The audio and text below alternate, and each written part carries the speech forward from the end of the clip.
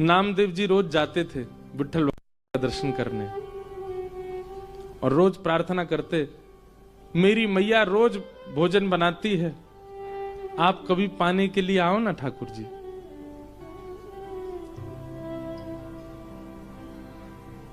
रोज नामदेव जी की एक ही प्रार्थना सुन के ठाकुर जी बोले, हे नामा, अब तू कहता रोज मेरे घर प्रसाद पाने आओ, यहां दर्शन कौन देगा? फिर एक काम हो सकता, बोले क्या? तू मेरी जगह खड़ा हो जा तो मैं जाऊं प्रसाद पाने। नामदेव जी बोले, ये कैसे संभव है? बोले तू आना, मैं श्रृंगार करूंगा तेरा, बिल्कुल पंडरीनाथ बना दूंगा और फिर मैं जाऊंगा तेरे घर प्रसाद पाने। नामदेव जी बोले, कोई बात नहीं, मैं वंचित रहूंगा, मेरी मां तो प्रसन्न हो जाएगी। नामदेव जी पंडरीनाथ भगवान की जगह खड़े हो गए। अब भगवान सामने खड़े होकर बता रहे, ऐसे खड़े हो। नामदेव जी ऐसे खड़े हो गए। नेत्र बंद कर लो, बोले कर लिए। ठाकुर जी ने स्पर्श करके बिल्कुल श्याम वर्ण के जैसे ठाकुर जी वैसे बना दिया। अब ठाकुर जी बोले, अब तुम पंडरीनाथ हो गए हो? बोले जी।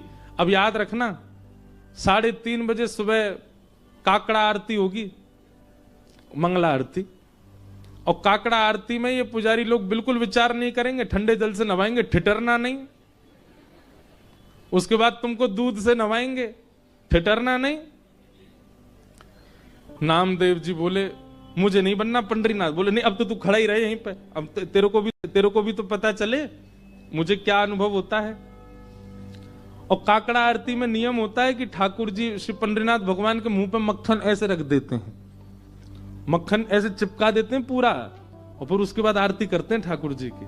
कभी जाओ पंढरपुर दर्शन करना मंगला का, काकड़ा आरती बहुत सुंदर होती है। तो ऐसे मक्खन रख देंगे, मन तो होगा तेरा खाने का पर चाटना नहीं। अगर नेक भी मक्खन खत्म हुआ तो पुजारी बहुत मारेंगे। मैं कुछ नहीं करता, मैं केवल चुपचाप खड़ा रहता हूं। उसके बाद तुम्हारा श्रृंगार होगा, और श्रृंगार के बाद फिर द्वार खोल दिए जाएंगे, सब भक्त आके चरणों में प्रणाम करेंगे, और कुछ भी मांगे देना नहीं, सुन लेना। विधि का विधान, कर्म का विधान सब उनको योग्यता दे देगा। तुम सब पर दया करके कुछ भी मत दे देना, नहीं तो लोग कुछ भी मांग लेंगे। अब खड़े रहो, मैं जा रहा हूं। और अर्धरात्रि में श्री पंडरीनाथ भगवान नामदेव जी के घर गए। द्वार जाकर के खट खोलो, जैसे ही द्वार खोला माने, आहा, जैसे ही द्वार पर पंडरीनाथ भगवान को देखा, नामदेव जी की माता जी तो आनंदित हो गई, चरणों में गिर पड़ी। ठाकुर जी बोले, मैया जल्दी पवाओ, भूख लगी मुझे। ये पुजारी लोग एक ही चीज खवा, पूरन पोली खवाते रहते हैं मुझको रोज, मेरा मन भर गया, आप कुछ और पवाओ। नामदेव जी की माता जी ने सुंदर प्रसाद। नामा कहां चला गया, अभी तक आया नहीं, इतनी देर का गया है। ठाकुर जी बोले, अभी अभी मिलवाने ले चलूंगा नामदेव से, उससे पहले प्रसाद पा लो। ठाकुर जी ने प्रसाद पाया। प्रसाद पा करके महाराज मैया से बोले, कारी सौल लेके आओ, एक कारी कमली लेके आओ। मैया बोली, क्यों? बोले, कोई पहचान जाएगा, मुझे ढक के चलूंगा। और एक कारी सौल ठाकुर जी ने ऐसे सिर के ऊपर के ओढ़ी, केवल नेत्र दिख रहे हैं, बाकी पूरे ठाकुर जी ढक गए। और मैया से बोले, चलो मेरे संग। कहां? मंगला आरती हो रही है पंडरीनाथ भगवान की, और ठाकुर जी लाइन में खड़े हैं, जहां कतार में वैष्णव खड़े होते हैं, वहां नामदेव जी की मैया के साथ खड़े। नामदेव जी की मैया बोली, आप तो यहां खड़े हो, आरती किसकी हो रही है? बोले, नामदेव खड़ा है मेरी ओर, मेरी जगह नामदेव खड़ा, आज उसकी आरती होगी और मैं उसका दर्शन करूंगा।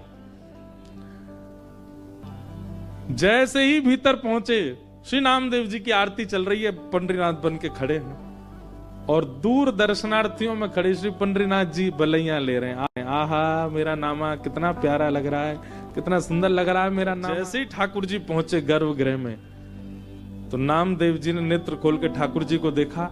अब नामदेव जी घबराए, बोले, ये कहीं मुझे प्रणाम ना कर लें। ठाकुर जी बोले, आज तो नामा रोक नहीं पाएगा। और तुरंत ठाकुर जी ऐसे सिर झुका के वंदन, नामदेव जी के नेत्र सजल हो गए। ठाकुर जी बोले, रोइयो मत, पुजारी देख लेंगे, ठाकुर के आंसू आ रहे हैं। आहा, आज भी पंढरपुर में 365 दिन में एक दिन आता है, उस दिन आज भी यही भाव रखा जाता है कि श्री पंडरीनाथ भगवान नहीं, आज नामदेव जी खड़े हैं। और उस दिन जितने वैष्णव दर्शनार्थी आते हैं सबको प्रणाम करते हैं। क्यों?